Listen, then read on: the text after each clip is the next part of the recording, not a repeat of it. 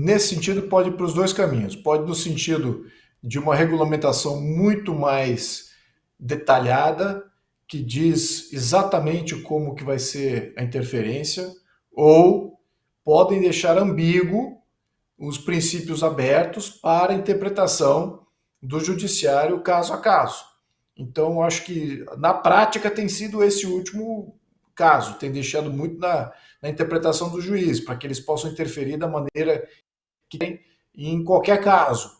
Quando você entra para o detalhe, você tem que especificar aonde, quando, e aí você precisa, no rigor da lei, você precisa extremamente finito para que você possa dar ao juiz uma linha de raciocínio para poder intervir. Agora, não tem cabimento nenhum regular a rede social, fazer censura de qualquer forma.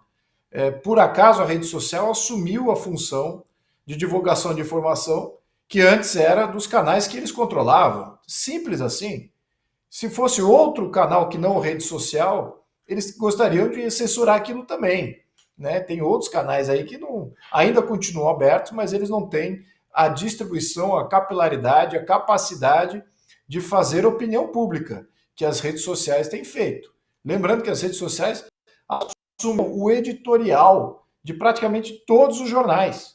Todos os jornais, seus editoriais não valem mais nada.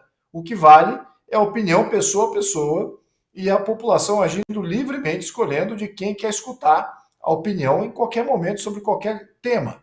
É isso que é importante, é essa liberdade. Existe abusos e erros e tudo mais? Existe. Mas dentro de um contexto das redes sociais, não somente elas próprias se autolegislam, quando você cria um ambiente muito tóxico, a própria população opta de não estar mais lá, de não estar mais naquele canal. E ao mesmo tempo, quando opta por um canal e eu comete ali algum erro, eu sou censurado pelos meus próprios seguidores toda vez que eu erro, ou exagero num ponto, ou eu falo alguma coisa errada. Eu vejo os comentários e aquilo é uma maneira de me limitar. Então, para que eu preciso de um regulador externo se o mercado, se os agentes, pessoa a pessoa, já estão fazendo isso livremente? É isso que é o ponto aqui. Então, não é necessário. Então, não é pela democracia, não é para manter o canal mais livre, nada disso. Isso é simplesmente para fazer controladoria de opinião e direcionamento de comportamento da população para um lado ideológico que eles querem levar todo mundo, o arrebanhamento para um lado específico. É isso para que serve a censura, não é para manter a liberdade. Então, nesse caso, é ponto passivo o que eles estão querendo fazer.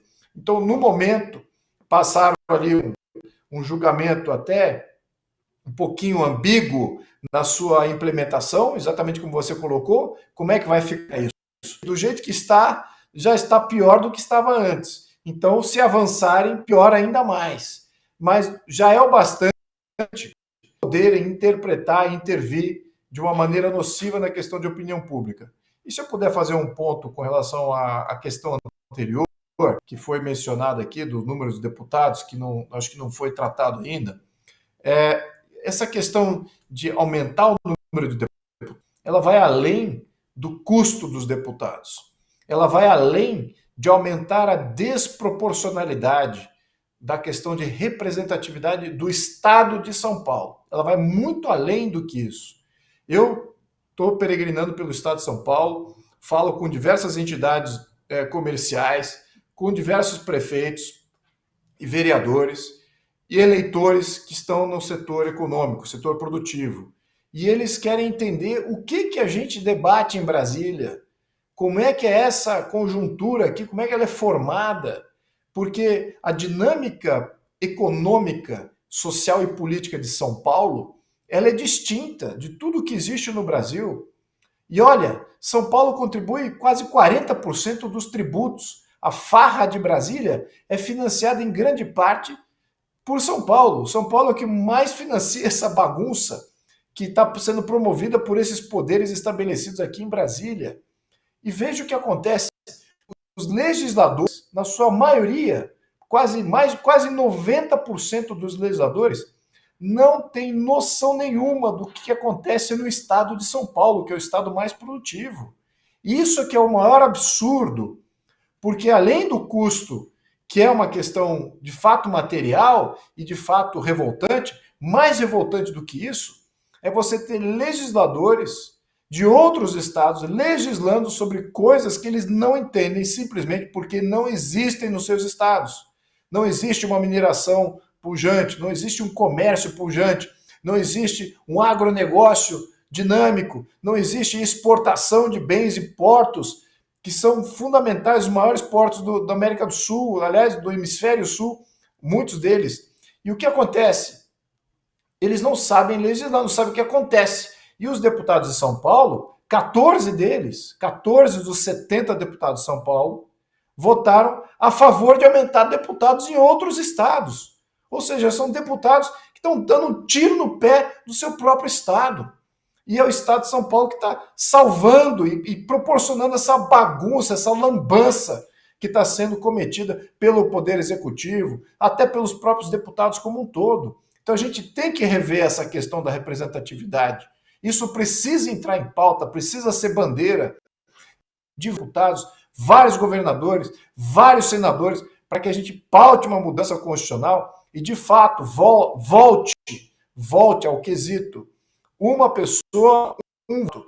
É isso que é importante.